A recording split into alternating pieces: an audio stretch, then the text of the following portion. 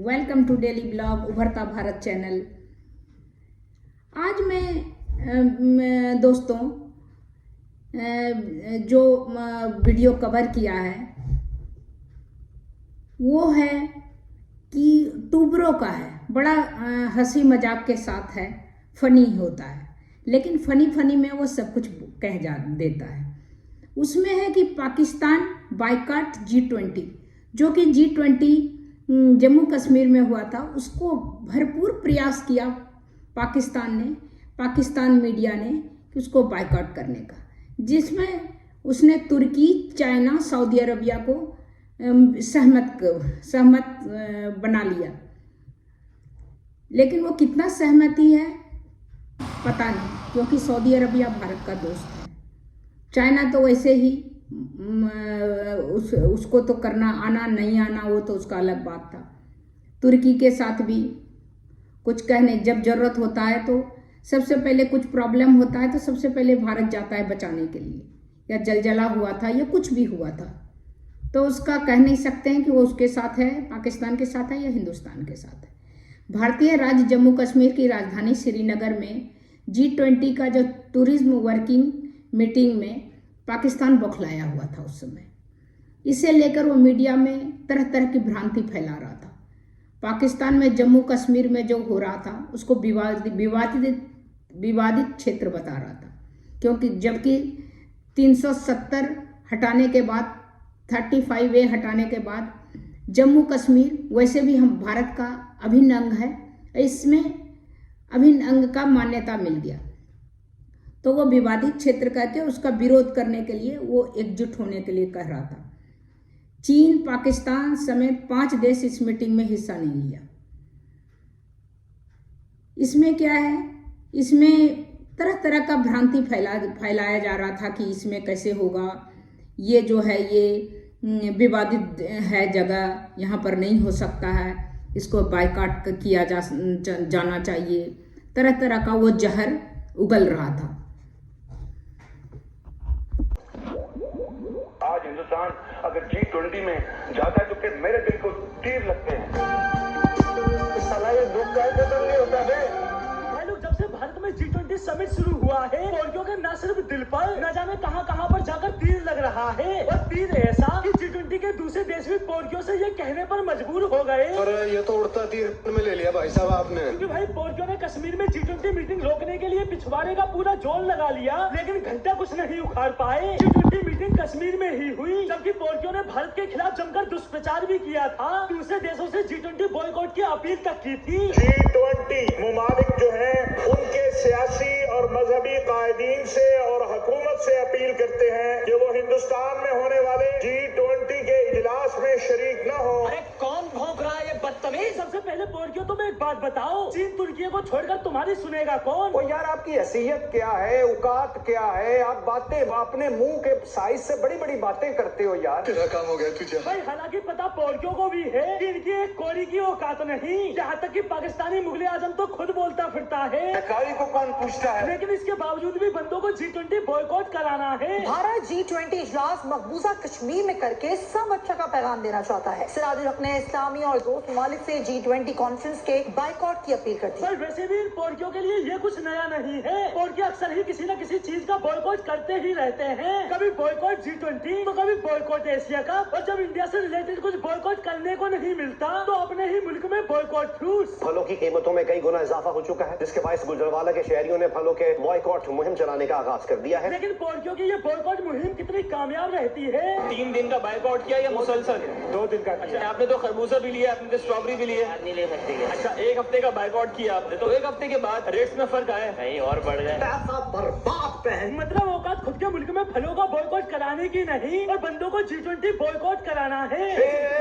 बेटे अब भाई, अगर इन पोर्कियों के काल्पनिक नजरिए से देखें तो कश्मीर की हालत कुछ ऐसी है। 5 अगस्त के वहशियाना लॉकडाउन के बाद से मकबूजा कश्मीर की मईशत को $9 अरब से जायद का नुकसान हो चुका है। कारोबार मफलूज है, मुफलिसी डेरे डाल चुकी है, जमीन तंग हो चुकी है, बच्चे जेलों में अपनी कमसिनी काट रहे हैं। जबकि भारतीय कश्मीर की हकीकत, जब से 370-35 से टूटा है तब से डेवलपमेंट काफी हुआ है। 2 साल पहले कश्मीर बहुत ज्यादा पीछे था, बट अब कश्मीर काफी नया हो गया है। लंदन लंदन या पेरिस में जैसे सर्वर रोड्स बना के यहाँ पे भी सेम वैसे रोड्स बना के। ये नई पॉलिसी आई है कश्मीर में, NEP, वो थोड़ा सा मॉडर्नाइज कर रहे हैं एजुकेशन को। रोड्स बन रहे हैं और हॉस्पिटल्स बन रहे हैं। हमारे लिए बहुत सारी ऐसी चीजें हैं जो हमें आज के वक्त चाहिए, जो हमें चाहते हैं, वो सब हमारी नीड्स पूरी हो रही हैं। पहले एजुकेशन में यहाँ बहुत कम लोग पढ़ते थे, आज कितने लोग IPS, IAS, IRS कर रहे हैं। और उधर भारतीय कश्मीर की तारीफ सुनने के बाद POK के नागरिक हुआ ये कि पाकिस्तान बनने के बाद यहाँ आके हमने जमीन मांगी, नहीं मिली। हमने सुकून मांगा, नहीं मिला। हमने घर मांगा, नहीं मिला। हमने आखिर में भीख मांगी, हमें मिल गई।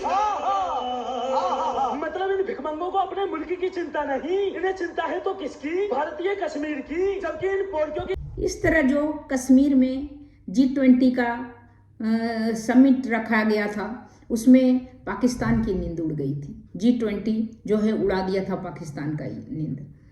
वो जो है जो श्रीनगर में होने वाला था 20 और हुआ जो 20 और 24, 22 और 24 में श्रीनगर में हुआ, उसमें जो है पाकिस्तान ने चीन के साथ मिलके इसका बहिष्कार करने का षड्यंत्र रच रहा था।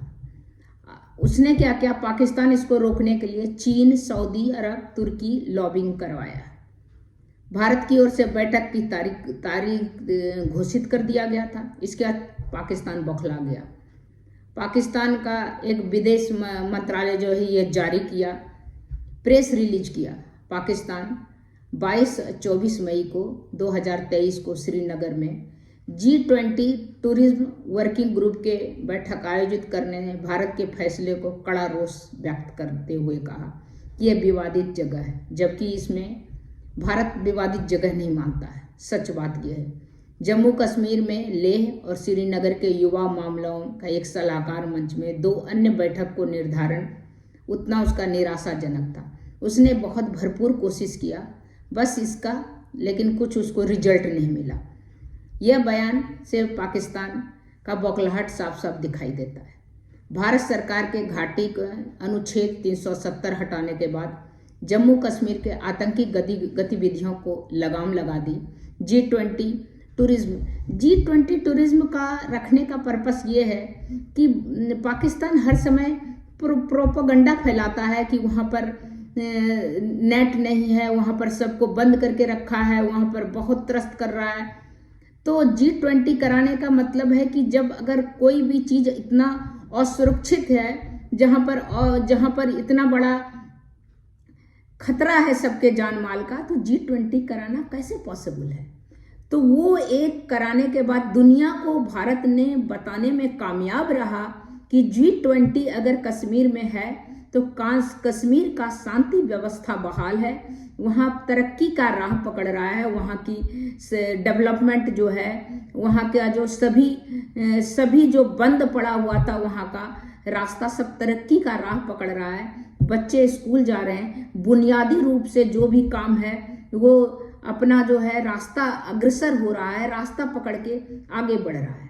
तो ये कहलाने में भारत कामयाब हुआ, जिसका प्रोपेगेंडा फैला के लॉबिंग करके पाकिस्तान इसमें नाकामयाब रहा।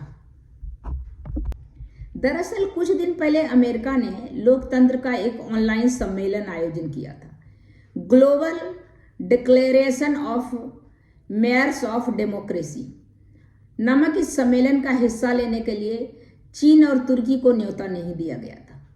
हालांकि अमेरिका ने पाकिस्तान को आमंत्रित किया था, लेकिन चीन की दोस्ती के खातिर पाकिस्तान ने ठुकरा दिया। दोस्त ना रहा वाला पाकिस्तान का ये सिस्टम नहीं है। अगर चीन नहीं करेगा, क्योंकि वो चीन के गोद में जाके बैठा हुआ है, तो चीन जो है दोस्ती के खातिर वो है सब कुछ ठुकरा देगा, तो वही उसने ठुकरा दिया। पाकिस्तान ने चीन के लिए अमेरिका से बैर ले लिया, जबकि पैसा मांगने के लिए IMF चला जाता है, लेकिन चीन जो उसको कुछ पैसा दे दिया होगा लोन, उसके चक्कर में वो चीन की दोस्ती को एकदम बरकरार रखा और उसके लिए वो बड़ा से बड़ा चीज़ ठुकरा दिया। इसी कारण चीन पाकिस्तान के खातिर जम्मू कश्मीर में G बैठक को जो का निमंत्रण ठुकरा दिया, तो बराबरी का चीन ने अपना हिसाब बराबर कर दिया और पाकिस्तान का पाकिस्तान बोलते हैं, पाकिस्तान का जो प्रोपेगेंडा है वो चल रहा है। और चीन जो है, चीन अपना दोस्ती का जज्बा दिखाया, पाकिस्तान को भी दिखाया कि आपने जब अमेरिका में ठुकरा दिया तो मैंने भी ठुकरा दिया, तो हिसाब बराबर का हिसाब हो गया दोनों का। तो कहने का मतलब ये जो प्रोपेगेंडा है बिल्कुल बेकार है।